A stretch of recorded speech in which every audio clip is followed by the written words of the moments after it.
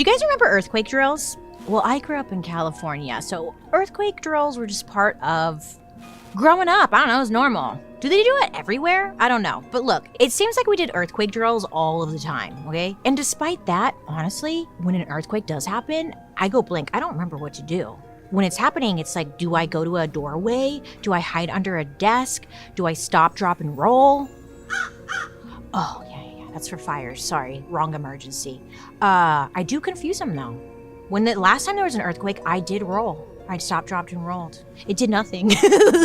Anyways, some earthquakes are so big, they have literally changed the size and rotation of the earth. The whole thing terrifies me because I learned that sometimes an earthquake is only the beginning of a major disaster. Earthquakes, scary, but they can trigger other events like tsunamis, fires, and even human sacrifice. I'm not kidding. And once upon a time, an earthquake almost caused a nuclear disaster. So, let's talk about it. Welcome to the dark history of earthquakes. Oh no, I'm shaking. Oh, earthquake. I call them booby bouncers. Earthquakes? Yeah, they're booby bouncers. Oh no.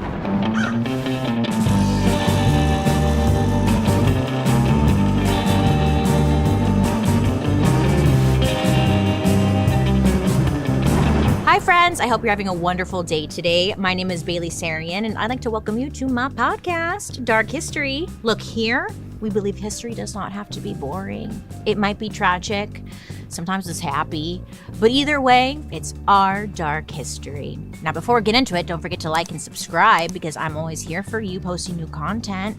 And also let me know what you think in the comment section down below because I do read comments at the end. You might miss it, I respond to you. Anywho, earthquakes. First of all, what's an earthquake? If you don't live in a place that gets earthquakes, they might kind of seem harmless, silly, but earthquakes can be terrifying. Personally, whenever an earthquake hits California, and it's been happening a lot lately, I just freeze. I completely freeze. You don't want to be near me during some kind of emergency because I'm one of those people who freezes. It sucks. Anywho, I know I'm supposed to do something like get under a table or what, but literally, I just go blank and I go, good luck. I just accept it. Anywho, so what's an earthquake? Imagine Earth's surface. Okay, it's like a giant puzzle made of pieces called tectonic plates. These plates, they're constantly moving, but they don't move smoothly, okay? They kind of grind and they push up against each other. It's like a middle school dance. What was that about? It wasn't even dancing. It was just, that's what those plates are doing. These plates have a lot of friction between them, and sometimes it leads to the plates getting stuck. And when this happens, it causes pressure to build up over time. So with these tectonic plates, when the pressure becomes too much, they slip, and then an earthquake happens. And it's kind of like Earth's way of, letting off that built up steam. It's like a fart, it's just pressure, it's building up, it's in your tummy, and eventually you can't take it anymore, and it's just like... So the fart is kind of like an earthquake. Yeah, it's Earth's fart. And farting's good, Otherwise you would explode. And so would Earth. So it has to release the tension. Now, you always hear about earthquakes being measured with a number, and this is because of something called the Richter scale. Now, the scale was invented in 1935 by a guy whose name was Charles Richter. He was an American seismologist, which essentially means he's an earthquake scientist. So in the 1930s and the 1940s, it was kind of like the golden age of nudists. I know, this is random. What does nudists have to do with earthquakes? Well, let me tell you. Charles Richter and his wife Lillian, they were nudists. They loved this little movement. They loved it. They loved the nudist communities. They were popping up all over the United States. And Charles and Lillian, they were always traveling to up and coming nudist spots. So Charles and his wife are on a vacation. They're at a nudist camp, and they're all just out yay, we're nude and nothing to be ashamed of. Love that. But then a major earthquake happened. Yep, the booby bouncer struck again. Could you imagine all the bits and pieces? They were just, well, getting slapped in the face with your boobs. But anyway, so they're all naked and now things are shaking. So this happens and most people, they get scared, but not Charles. Charles was like, oh, hell yeah, like it's happening. He was really excited. So he rushed over. Well, first the earthquake happens, and then after that, he rushed over to his lab to like gather the data. And legend has it, he didn't even bother to put clothes on. He needed to get that information like ASAP, leaving a snail trail wherever he went. The Richter scale, though, is essentially a ruler for earthquakes. It gives us a number to see how much energy an earthquake released. The higher the number, the stronger the earthquake. When an earthquake happens, scientists, they use this machine called a seismograph that picks up on the shaking. You've seen it. There's that thing that shakes, you know, it's like, well, yeah, I can feel it. But the Richter scale then takes that data from those seismographs and it turns it into a number. Math, science, it's all coming together. Each number on the scale means the earthquake is 10 times stronger than the number before it. So, a magnitude 5 earthquake shakes 10 times more than a magnitude 4. Something we really don't think about, but like that's how it breaks down. Earthquakes have been happening for a really long time. They're not new. But nowadays, I feel like we hear about them more because of like social media and how easy it is to access information, right? So it does feel like they seem to be happening more, but just to calm you down, like calm your tits, like they have been happening for a long time. Here's the thing. Thousands of years ago, you know, people didn't have the Richter scale, and they definitely did not have the technology that we have now. You know, they have like these apps and stuff that can give you a warning when an earthquake is happening. I don't know if you've tried these apps. I have. I get a notification after the earthquake happened. So I'm like, yeah, thanks. I felt that, you know? And like, not to be a dick or anything, like I know like it's hard to predict an earthquake and all, like whatever, but you think we would have like, we'd have it maybe figured out. I'm getting ahead of myself. I was just disappointed the last time. It was a scary big earthquake and then my phone was like, an earthquake is coming. It already came, bitch. Anyhow, so look, back then they didn't have like earthquake resistant buildings. They didn't have any of the advantages that we do have today. So when an earthquake did hit back then, truly, it was like the world was ending. You're living on God's Etch-a-Sketch. He's like, nope, I'm done with this one. And then there goes your whole life. Remember in the 90s, there was like this movement of like Etch-a-Sketch art and like people would do like the Mona Lisa and stuff and you'd be like, whoa. You don't really see that often. A prime example of this is the Shaanxi earthquake of 1556, which is named for the place in China where it was centered. Now, to this day, it is the deadliest earthquake that has ever happened. There have been so many times when I knew I needed to see a doctor for something dumb, you know, like a sore throat or like, I don't know, my back hurts, whatever. But I tell myself, it's too much work. You know, like it'll go away. And plus, like, what's my insurance? I don't know. But, you know, it doesn't have to be like that because with this app, ZocDoc, it makes all of this a lot easier. I love ZocDoc. Jeez.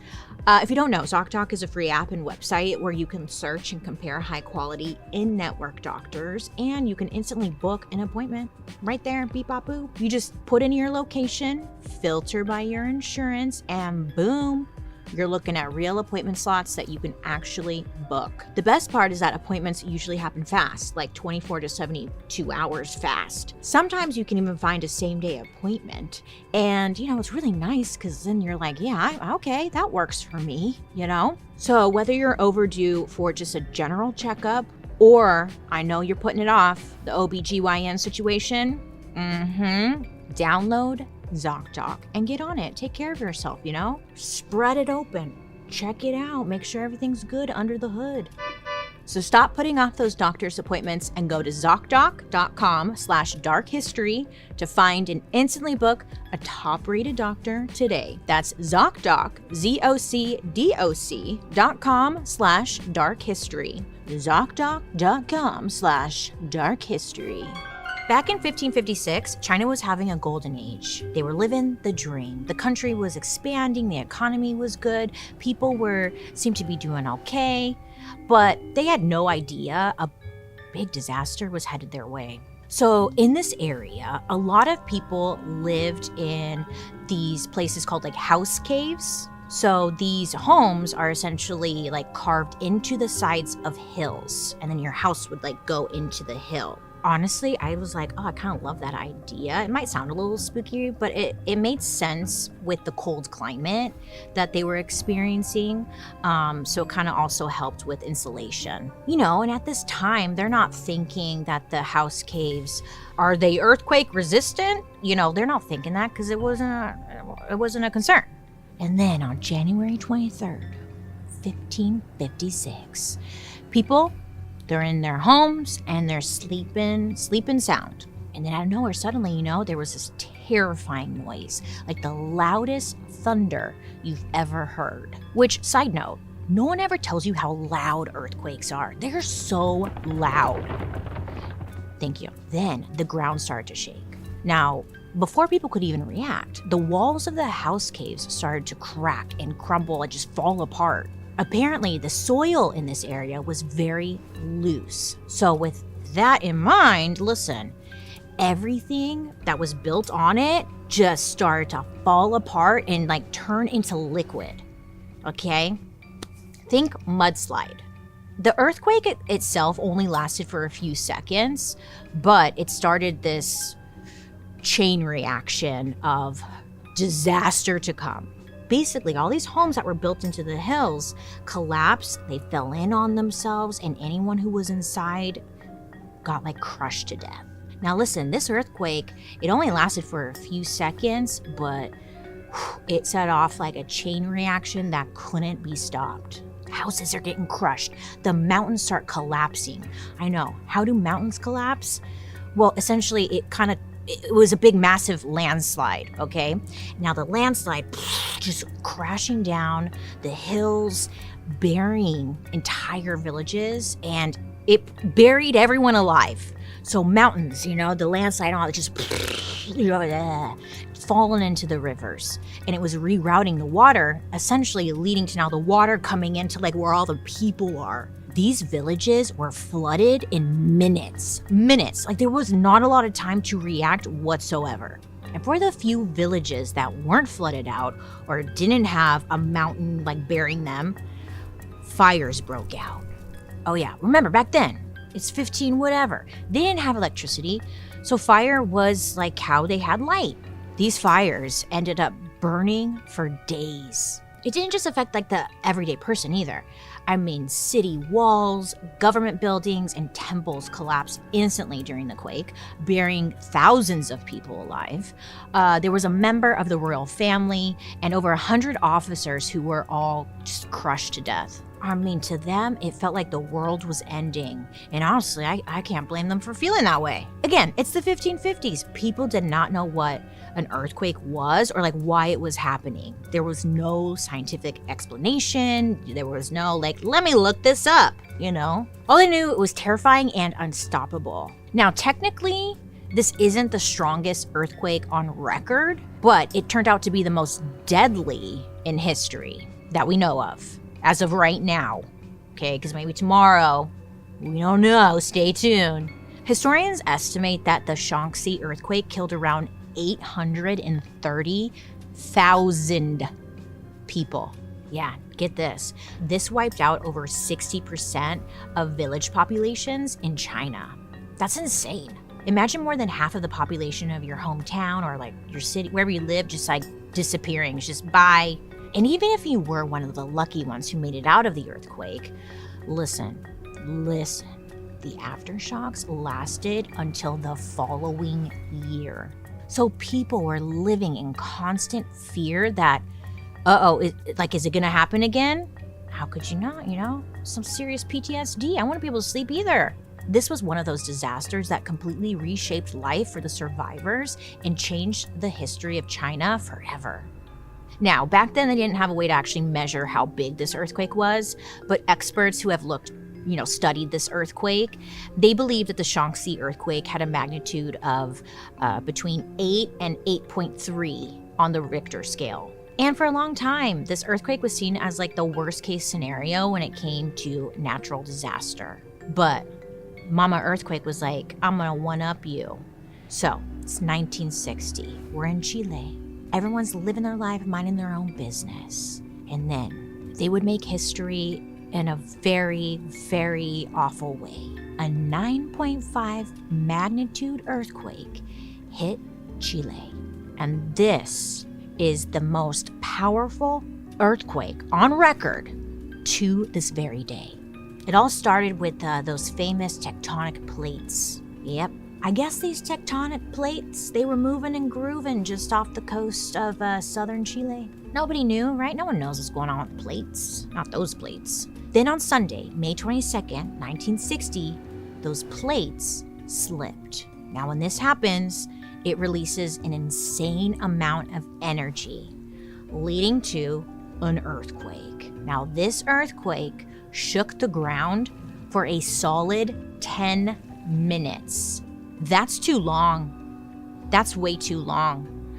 If you've experienced an earthquake, usually it feels like they last forever, but usually it's only like 30 seconds or something. It's not really that long, but 10 minutes? Oh, hell no. I don't know what I would do. I don't know what I'd be stop, dropping, and rolling for 10 minutes. Carmen Palante, a survivor, remembers the streets in her town turning into waves like the sea. People couldn't even stand up. The area that got hit the hardest was Valdivia, which is a city in southern Chile. People there were running for their lives, just trying to get away from the buildings because the buildings started to just crumble. Sadly, many weren't able to escape. Most of Valdivia was destroyed during the earthquake, and nothing was really left except crumbled buildings. But again, the earthquake was just the beginning. The earthquake triggered a massive tsunami that traveled across the Pacific Ocean. So, the shaking happens, you think you're in the clear. Nope. 15 minutes later, the water in the ocean started to pull back. So it pulls away from the beach. And this is a classic sign that a tsunami is about to happen. Kind of think of it like you're pulling back a slingshot, right? And it's like all the way back, and then it gets released. Ooh, that is a good analogy. I like that. Because listen, just a few minutes later, the water came back with vengeance. The Chilean coast was hit with waves that were bigger than anyone could have ever imagined.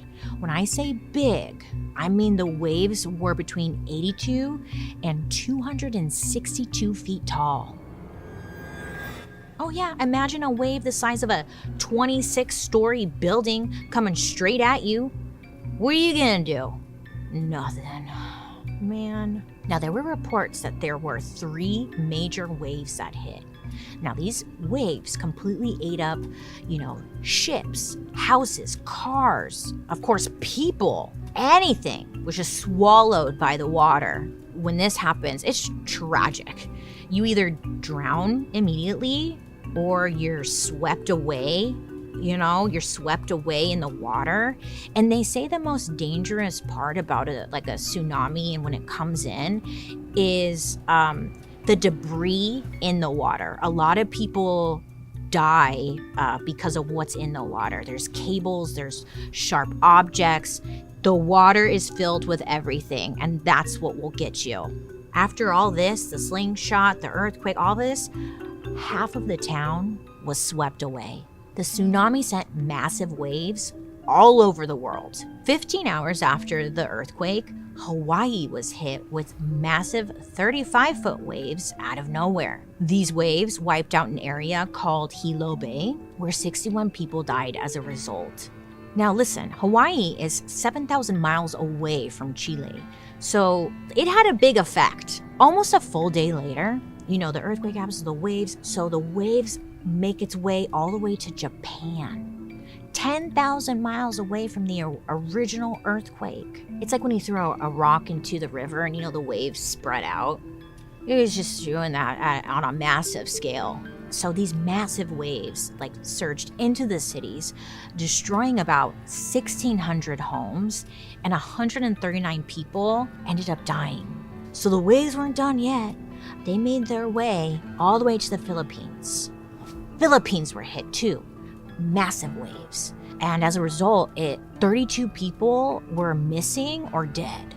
In total, around 1,655 people had died. And the aftermath was awful. Lakes were overfilled with water, causing flooding everywhere, which led to whole neighborhoods disappearing. Everything was in chaos. I mean, a lot of the people who lived in these areas just packed up and left. They had to rebuild their lives somewhere else. After the earthquake, a lot of people in Chile were desperate for answers. Some of the local indigenous people, like the Mapuche, were trying to understand why such a catastrophe could happen. So, they turned to their beliefs and traditions to try and make sense of it. In one community, there was a belief that when the earth and ocean were angry, there was only one way to stop further destruction: offering a sacrifice. Here, I sacrifice this bird. I don't know her. Sorry, John, but if I had to sacrifice someone, it would be you, not Paul. Sorry, I won't miss you that much. In their tradition and their belief, if Earth is mad, they're like, we have to offer a sacrifice, right? So they come up with a solution. They're like, look, the gods here are obviously really upset, and I'm gonna let you guys know, if we do a sacrifice of a cat or whatever, it's not gonna please the gods. We gotta come up with a better solution. So we gotta sacrifice a child. Yeah. If you know me, you know I don't like cooking. I try to love it, I do, but it's hard. I like snacks. Snacks are great, but lately, I've kind of been romanticizing cooking. The idea of lighting some candles, putting on an apron, pretending I'm in a movie and sauteing onions. I like the idea of it, And I swear it all changed when I got my hands on this cookware that actually makes me want to cook. It's called Hexclad. Have you heard of it? Well, Hexclad is premium kitchen gear that actually lives up to the hype. Their pans are dishwasher safe and oven safe up to 500 degrees. They've got this patented laser etched hex pattern that gives you this chef level sear on anything you cook. Professional. I didn't think I'd ever feel this way about cookware, but Hexclad it's sexy, it's hot.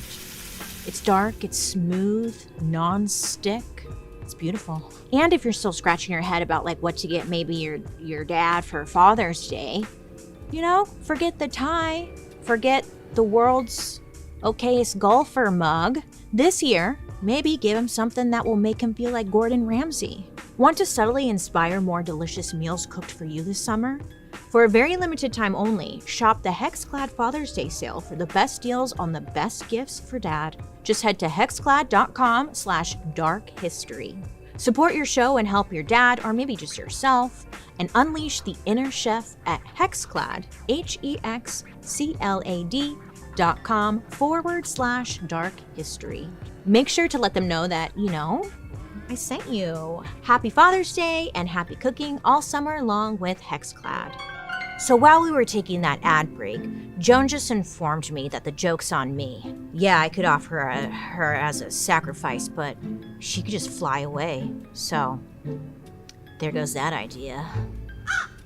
The spiritual communities of Chile were desperate for answers. They didn't understand how or why this could have happened. Their belief was that the gods were angry with them. One shaman named Juana interpreted the earthquake as punishment by Mother Nature for humanity's sins. This shaman believed that a sacrifice was necessary, and not just any kind of sacrifice. An animal wasn't going to cut it, What they really needed to calm Mother Nature was a pure human sacrifice. In other words, a child. Jose Luis Pinacor who was around 5 years old. All eyes were looking at him. Poor kid. He's like, what? What? I just lost my tooth. And everyone was like, uh-huh. So I guess the shaman, Juana, visited the child's grandpa, okay? And the shaman, very well respected, okay? So it wasn't weird. And explained the situation. It was like, look, gods are upset. We need a pure kid. Blah, blah, blah. We're choosing your kid. We can all judge, which we are. But the grandfather was like, okay, I understand. Here you go. And like gave the child up. Jose's mother worked in another city, so she wasn't around at the time.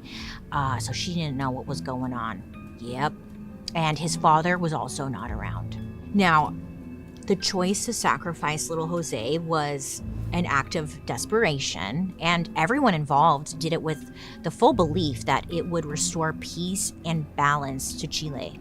So the shaman, Juana, apparently took Jose from his grandfather's house, took the young child to the beach, and sacrificed him. So a ceremony was done. Now, to be fair, there's not a lot of information as to like how the whole ceremony played out and like if they said certain prayer. We don't know. But what we do know is that little Jose, so sorry, his arms and his legs were removed. I know, it's like that TikTok. His arms were gone off. And like, it's seriously that. And they removed all of him, so it's just like his body, and then they like stuck him into the sand. And this was their offering. Eventually, the waves came up and the Pacific Ocean carried his body out to sea. Then they brought in the horses. I feel like they could have sacrificed the horses, but what, they didn't. But they did kill the horses, and then they ate them. And that was the ceremony. I wonder how did they use, I hope they like use the horsehair for something, because like you can make so much out of horsehair. Earthquakes. All of this happened in 1960. It's not ancient times, And listen, what they did, technically, it wasn't legal. It was not legal, and they were not going to get away with that. A few months after the sacrifice, 2 anthropologists were studying the spiritual practices of this Chilean community. And so they started to put some pieces together, and they're starting to suspect that a human sacrifice had taken place. Now, locals, they knew about it, but it wasn't an open secret. It's not clear how they suspected it, but what we do know is that they suspected it, and then they ended up going to the police, and they're like, hey, his arms were cut off. His legs were cut off. You might want to check that out. So the police, they go out and they investigate the situation, which led them to Juana and Jose's grandpa. And their suspicions were confirmed. Juana, Jose's grandpa, and there was a third person who they were all put on trial. They eventually confessed and were sentenced to jail. But 2 years later, Juana, Jose's grandpa, and the other man recanted their confession. They're like, yeah, everything I said, yeah, I was just kidding, LOL. It didn't happen. The judge ends up feeling bad for them, and he lets them out of prison. He said these people, quote, acted without free will, driven by an irresistible natural force of ancestral tradition, end quote. Look, I guess there's a law in Chile that says, quote, those acting out of an insuperable fear are exempt from penal responsibility, end quote. So I guess they did serve 2 years in prison. Sadly, Jose's story isn't talked about at all because it happened right after one of the worst natural disasters ever.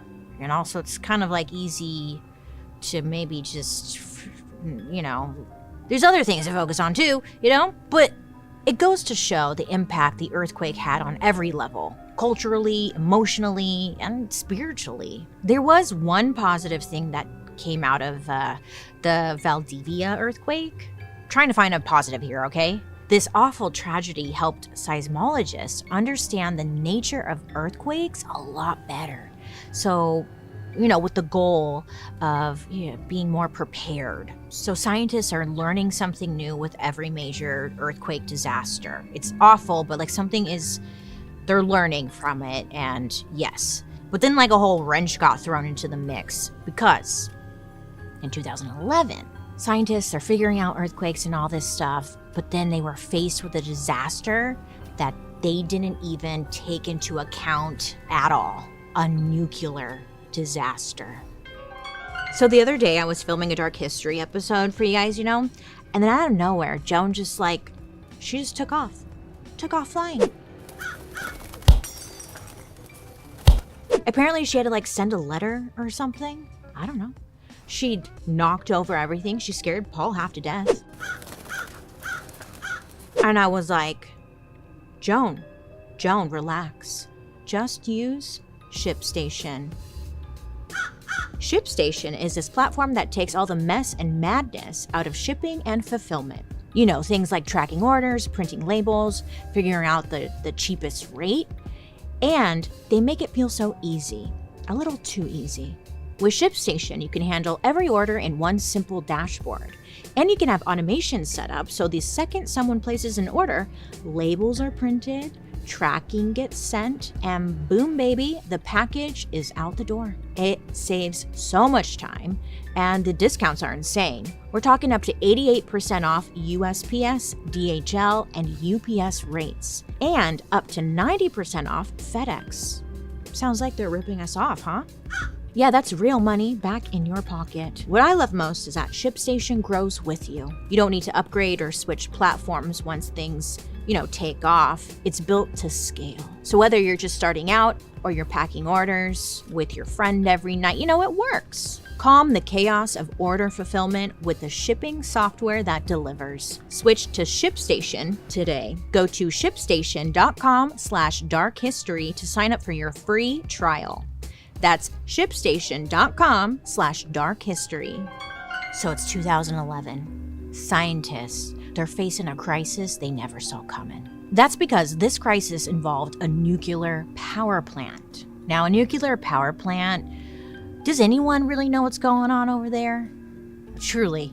You never hear about it. They're around. No one knows what's going on. They're complicated. They're confusing. But essentially, this is where the government produces electricity to power homes, businesses, anything. If you watch The Simpsons, that's the only introduction and understanding I have of a power plant.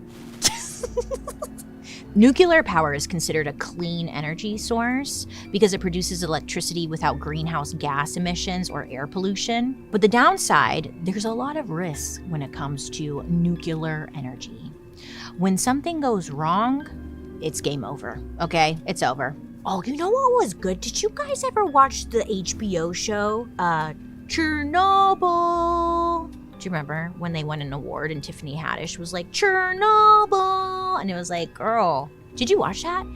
I thought it was really good. It was all about the nuclear power plant disaster that happened in Ukraine. There was an explosion and it released an insane amount of lethal radiation.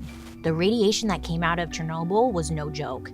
It caused horrible lifelong illnesses. Literally, look at pictures of people who were exposed to it. It's awful, it's terrifying, it's sad. If you were even just in the area, you were affected. And it affected generations to come. They would be struggling with thyroid cancer, radiation poisoning, birth defects. And then depending on how close you were to the radiation, all that, girl, you're gonna die. You were gonna die. And still to this very day, the power plant still exists. It's abandoned and it's not safe for anyone to be near. And according to science and math and all of that, no one will be able to live there, and it won't be considered safe to live there for 20,000 years. So not anytime soon. All right. So it'll be available in the year 21,986. Maybe invest in some property now. I'm just kidding. Chernobyl had nothing to do with earthquakes, though, to be clear. It's just an example of what happens, what can happen if a power plant were to explode or whatever, So the scientists and stuff, they're focusing on earthquakes, not thinking there are power plants all over the world. What if there was a major earthquake near a power plant? No one was thinking about that yet. That is until 2011.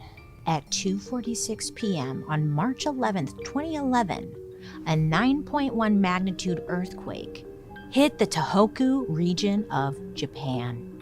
This earthquake also, like the Valdivia earthquake, it started deep under the ocean. Apparently it was caused by something called a mega thrust fault. I know, it sounds like a Pornhub search or something.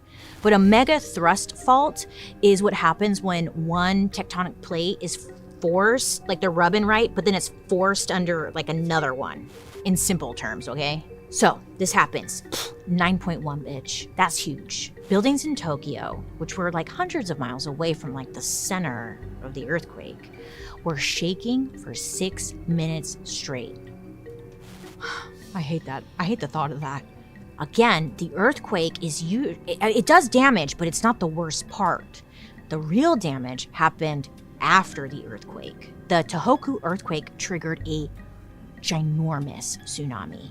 I mean, waves, they were reaching up to 130 feet high in some places. Entire coastal towns were swept away in minutes. People, homes, cars, building, everything just swallowed by the water, okay? Now, this is where the nuclear power plant situation comes into play. Because, listen, along the coast was the Fukushima Daiichi nuclear power plant. So when the earthquake hit, the nuclear power plant, they have protocol. So they automatically shut down the whole system, turn it all off so nothing would explode, which was exactly what you're supposed to do, right? Great.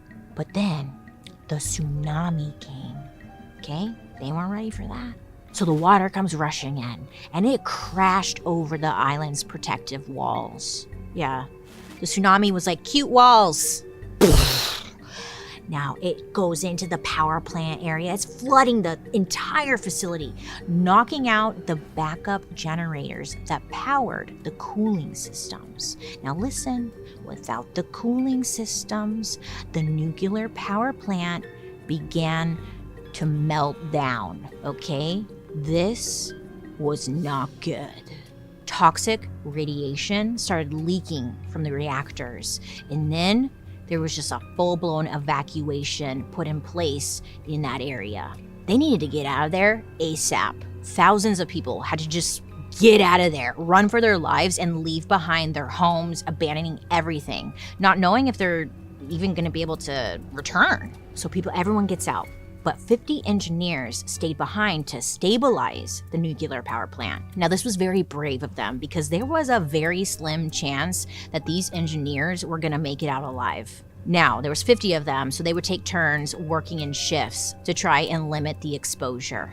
But they were still dealing with high radiation levels, heat, and constant risk of explosion. Firefighters and plant workers were frantically pouring in seawater to try and cool down the power plant. Again, they just didn't want this thing to explode. The whole thing was risky, it was chaotic, they were trying their best, they didn't know really what was gonna happen, but thankfully, it paid off. I mean, kind of. I mean, it didn't explode, but shit still got real fucked up. These engineers who stayed behind became local heroes. They were even given the nickname the Fukushima 50. Because of them, I mean, the thing didn't explode and make everything worse. And their bravery is still highly respected in Japan. They sacrificed their safety to protect as many people and lives as possible, knowing the risk that they were putting themselves in. That's beautiful and sad and beautiful at the same time, This was the second worst nuclear accident after the Chernobyl disaster of 1986. Even though there wasn't a giant explosion, the power plant did leak radiation. Because of this, it created a long-term environmental and public health crisis. To this very day, entire towns are completely abandoned. It's like the city was frozen in time because when all of this was going on, all the people just had to pick up and leave. So it's like nothing changed since that moment. You can see videos and stuff. It's crazy. And again, still to this very day, the radiation levels are so high, it's very unsafe for anyone to go back. You see, radiation, it just doesn't just float in the air. it gets into the soil, the water, the food, the trees, the plants, everything is contaminated. Now, little side note here, because I'm fascinated with the Fukushima situation and Chernobyl too. I don't know what it is. It's just it has such an eerie feeling to it. So I've gone down rabbit holes of like, because look, people pay tons of money to actually go and tour the area, even though it's highly radioactive, okay? But you can sign up to go on like a tour. You have to pretty much agree to like, hey, yeah, I'm putting myself in danger, whatever. But you hop on a tour bus and then they take you on a drive and they're like, look, here it is, like you're here. And then they have these radiation monitors and they'll start going off the charts. And the guide's like, yeah, well, okay, you're here though. There was a show on Netflix. It was called Dark Tourist. I really liked that show. And they had an episode about like touring the Fukushima power plant area. So he goes with like a group of people and it's just insane. And it's really cool and interesting because you actually get to see like everything is just frozen in time. And it's just so eerie and creepy and like, I understand wanting to go there, but like, you guys, the fucking radiation, like, are you, okay, whatever, it's kind of whatever, but people do that, they tour it. Plus there's tons of YouTube people who like go to the area and bring a camera. I'm like, you guys are kind of dumb, but whatever, I'm on YouTube too, so I can't hate on it, I'm dumb too. We get off track. If you do tour it, let me know, send me pictures, have you been? The earthquake not only killed thousands and destroyed countless homes, but it also made people realize that even our most advanced technology doesn't hold up against the forces of nature. The disaster even changed Japan's energy policy basically like overnight. At this time, everyone kind of thought nuclear power plants were safe, but after the tsunami and also like Chernobyl, people were like, I don't know about this, it's kind of doing a lot of harm. Between the earthquake and the tsunami, the Fukushima disaster led to thousands of deaths. The earthquake destroyed 123,000 houses and damaged almost 1 million more. Now, I don't know about you, but I think a lot of us are afraid of earthquakes. Maybe not, but okay, how about me? I know I'm afraid of earthquakes, but when I was reading this story, doing this story, I realized I'm not actually afraid of the earthquake. It's what comes after it.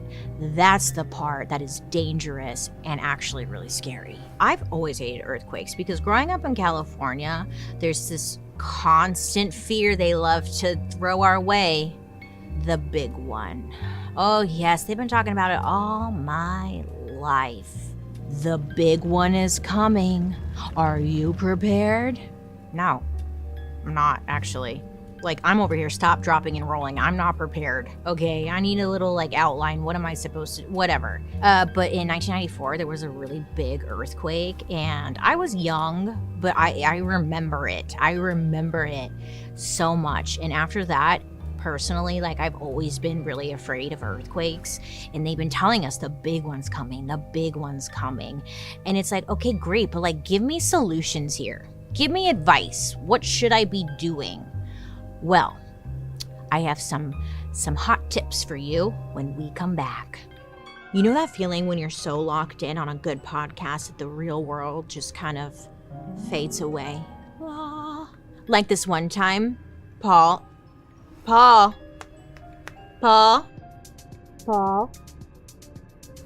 Paul, I have to tell you something.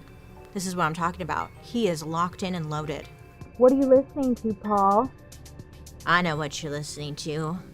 Something bony. Something spicy, aren't you? Yeah, because he is locked in. And listen, if you miss that feeling, I got good news for you.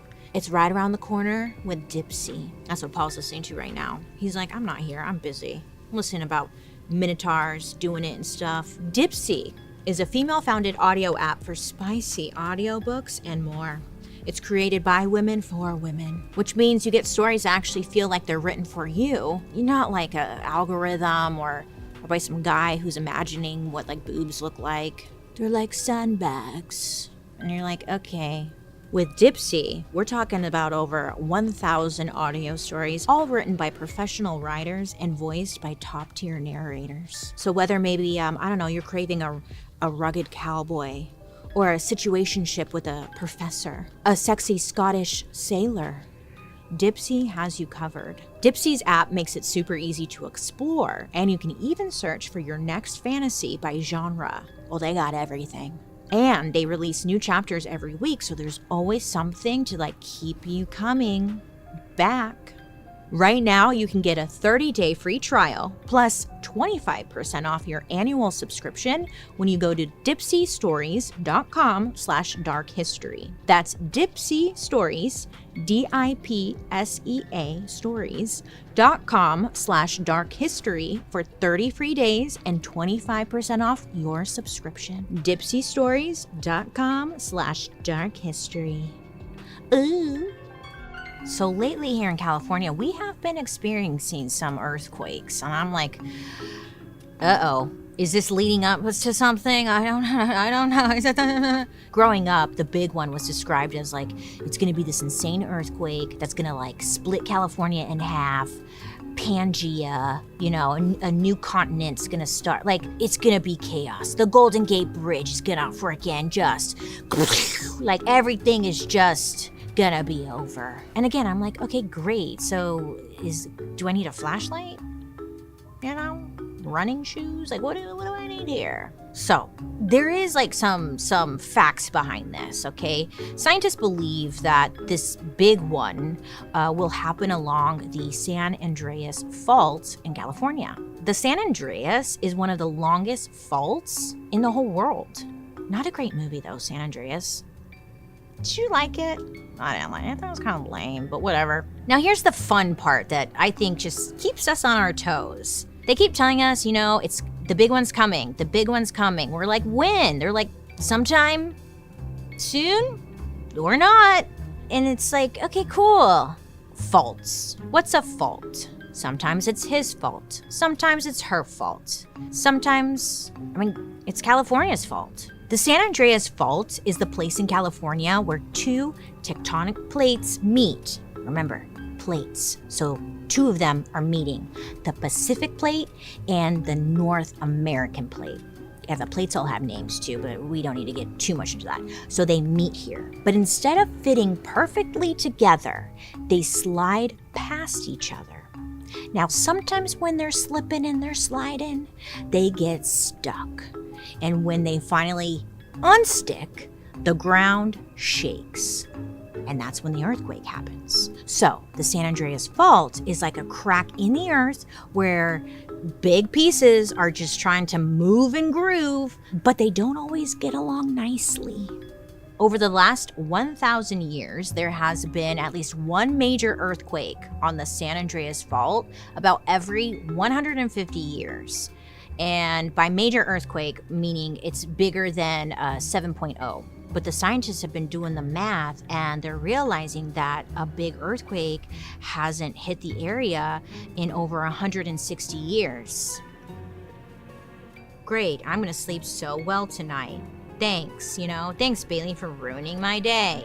So technically, according to scientists and everyone who studies earthquakes, they're like, yeah, we're overdue. It's gonna happen. We just don't know when. Look, maybe it won't happen in our lifetime, and then I'll be dead, so it won't matter. But good luck to everyone else in the future, So, the big one's coming. They know it's coming. They just can't tell us when. It's kind of like taxes. You see, taxes. They're like, hey, you owe us a bunch of money, but we don't know how much. You gotta figure it out, and then if you don't, you're gonna pay the price. It's kind of like that. It's like, I think they know, and it'll be just a way to kind of get rid of some people. But listen, stop panicking, because I have some good news. First of all, the San Andreas Fault is one of the longest faults, but it's not the deepest. Nay, she's not that deep. So it's believed that it's unlikely that an earthquake bigger than an 8.3 would happen along this fault. That's still big, but it's not, it could be worse. Now, the earthquake in Chile was along a much deeper fault, which it's believed that's why it reached like a 9.5. And nowadays, experts say that we have gotten more prepared, especially in areas like California, where everyone is aware of the fault lines. So now, at least in California, I'm sorry, I didn't fact check in anywhere else because I know like Kentucky's been experiencing a lot of earthquakes too. Super random, huh? We should do an episode on fracking because that's what that's about, but that's a topic for another day. Anyway, so today in California, listen, they now have laws in place where buildings are created with earthquakes in mind. Other states have like codes and stuff in place to help with like earthquakes on buildings or whatever, but California is like pretty aggressive with it.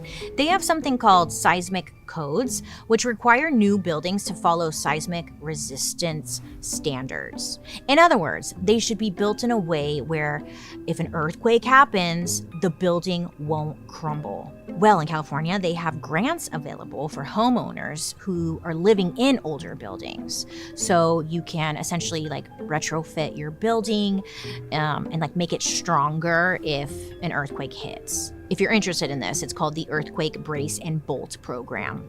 It's believed that in the event of this big earthquake, less than 1 in 30,000 buildings would completely collapse. And that's kind of nice to hear.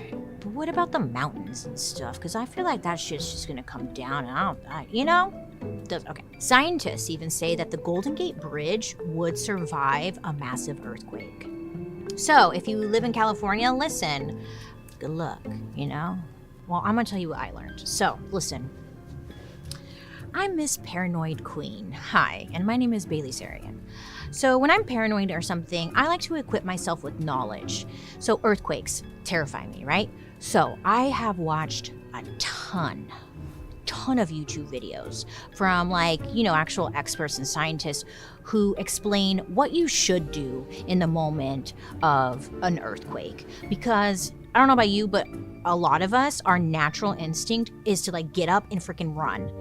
And what I learned is that is actually not the right thing you're supposed to do. Scientists and specialists actually advise not to run because with the shaking and whatnot, your ankles are gonna break.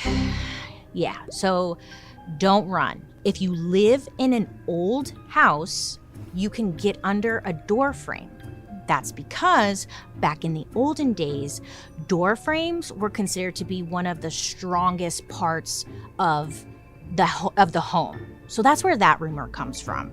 Now, newer build homes, they're not as strong as they used to be, the door frame. So the whole door frame thing only works if you live in an older home, which kind of sucks because usually those older homes aren't earthquake safe or whatever. What I also learned was that if you are near a table, get under the table. If you have to crawl there, crawl, but get under a table. And it doesn't matter how expensive this table is or cheap this table is, because I watched tons of videos on this. And this is how ridiculous I am. I watched this whole video where they recreated big earthquakes, and they showed someone getting under a table, an expensive table, roof collapse, whatever, and it falls, when your roof collapse, it falls straight onto the table and you're safe. And then they did it with a cheap $20 table. Same thing. They got under it, they recreated a huge earthquake, the roof collapsed, and boom, it landed flat. Moral of the story is, no matter how cheap the table, that is your best bet. As long as it's not a glass table, okay? All right. So, what did you learn here? Don't run. You're gonna break your ankles. I know you're still gonna do it, but just know it's not the best idea. And if you have kids and stuff, I get it. You wanna run to them, or maybe you don't. I don't know. But either way, just know, get under a table. That is your best bet. The door frame thing, table, okay? Also get away from windows because they can shatter, and then it's a whole mess. I did the research for you. You're welcome. I loved the example with the tables though, because I was they literally got a $10 desk to get under, and it still protected them from when everything collapsed in. gave me like some hope. Like, okay, if there is a big one, I'm going for a table. If you're in bed, I was reading, it's your best bet is to just stay there. Don't you love it? The advice. Literally, there really is like, it's like either get under a table or just like, good luck, wait it out. According to the official U.S. government emergency preparedness site, you're just supposed to drop, cover, and hold on. Drop to your hands and knees, take cover under a table or a sturdy piece of furniture, or against a wall away from the windows, and you just stay put until the shaking stops. Now listen, a lot of us actually want to run outside, and outside's not safe either, okay? When you're outside, now you're next to buildings, trees, power lines. So if you do run outside or if you are outside, you need to get away from the buildings, trees, and power lines. I know, in a moment of panic, you're not like, oh, building, tree, power, like you're just freaking running, but, you know, trying to help a little bit. At the end of the day, try not to run. You're gonna break your ankles. Think of your weak ankles, Martha, not the weak ankles. If you live in a big earthquake area, like California, maybe don't keep a bookshelf right next to your bed, you know? Hey, remember when we were filming Dark History that one day and an earthquake happened? Wasn't that funny? I didn't do shit, I just sat here. You saw it live, a Dark History episode. Did we catch an earthquake on camera? We got an earthquake on camera, everyone. That was so cool. That means we're gonna have a bigger one and we're all gonna die. Joan here. Luckily for her, she's not afraid. She's a bird. She can just fly in the air. She doesn't even know an earthquake's happening because earthquakes don't happen in the air. You know, last time I was flying, I had a thought. I had an edible too because I get nervous when I fly. But I had a thought. I was like, if an earthquake happens, will I feel it in the airplane? No, right? But it was a thought. And that's my earthquake story. Okay, look, don't be scared. It's not all doom and gloom. We really do have like a lot of tools to handle the situation. And look at it like this. Earthquakes are healthy. It's like gas, you know? Earth needs to let out those farts and have those little quakes. Let it out so we don't get a huge fart. Those deadly farts that are like, holy shit, you know? So the nice little farts, you know, they're good. Think of it like that. But in the meantime, I mean, all you can do is just be prepared. Be prepared. Oh, you know what was so funny? Literally, this happened the other night. I was laying in bed. I was having a hard time falling asleep. It was one of those days where I couldn't get my brain to shut up. So I'm laying in bed in the dark. I'm finally like dozing off. And if you've ever been in an earthquake, you know you can hear the earthquake coming. So I'm laying in bed and I hear something.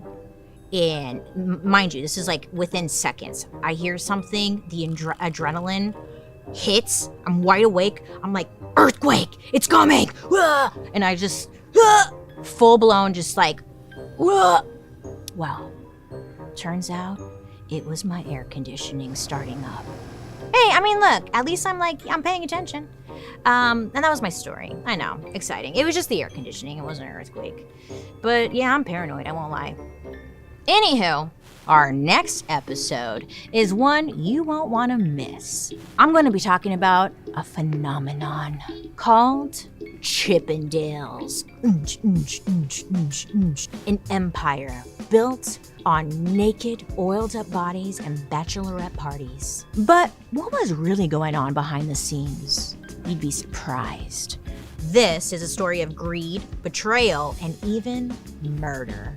How exactly did a strip show become a multi-million-dollar sensation? And what deadly secrets brought it all crashing down? Ooh, the real story is so much darker than you can even imagine. So tune in next time when we talk about the dark history of Chippendales.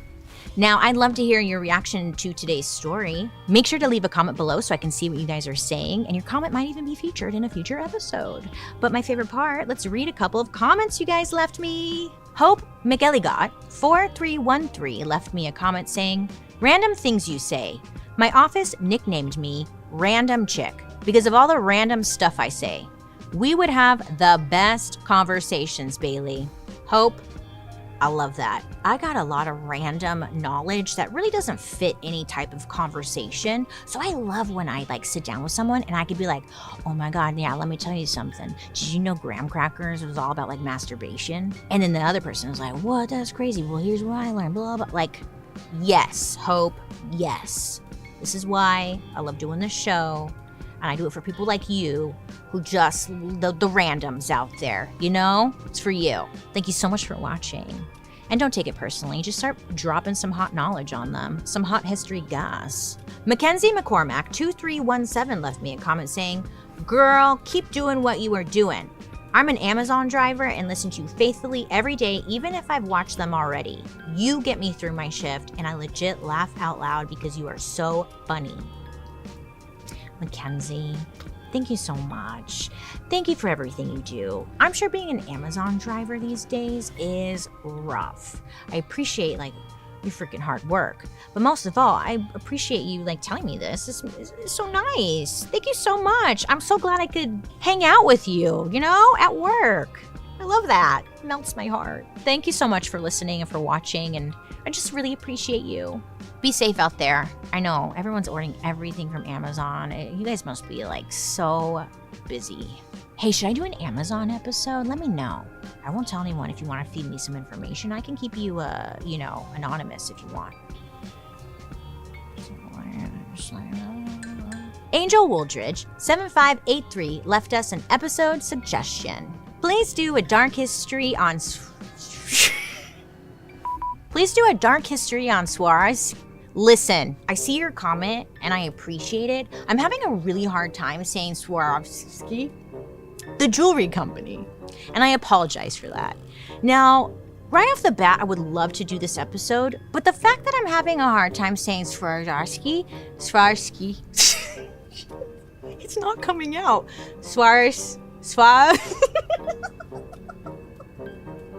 I'm sorry, I'm really trying. So the fact that I can't say this word is making me think that I want to do it, but how will I get around that word? Oh no. Okay, let me do some practice pronouncing it, but while I'm doing that, I'll start looking into it. Did you watch the episode we did about weddings?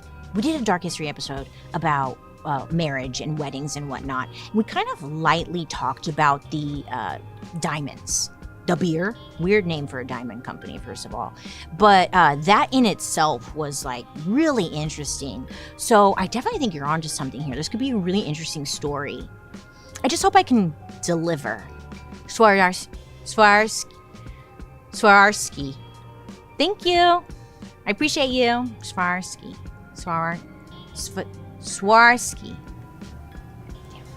Well, you guys, I appreciate you so much for hanging out with me today. Let me know what you think down below. Keep on commenting. Maybe I'll read your comment if I can. I'm gonna try. I always do. And hey, did you know you can join me over on my YouTube where you can actually watch these episodes? Yeah, on Thursday after the podcast airs. Maybe you're a visual person. You Bailey, I want to see something. Well, I'm here for you. And while you're there, you can also catch my murder, mystery, and makeup. Hey, don't forget to subscribe. And if you don't know, Dark History is an Audio Boom original. I want to give a special thank you to our expert, James Carter, PhD, author of Champions Day, The End of Old Shanghai. And I'm your host, Bailey Sarian. I hope you have a good day, you make good choices, and I'll be talking to you guys really soon. Goodbye.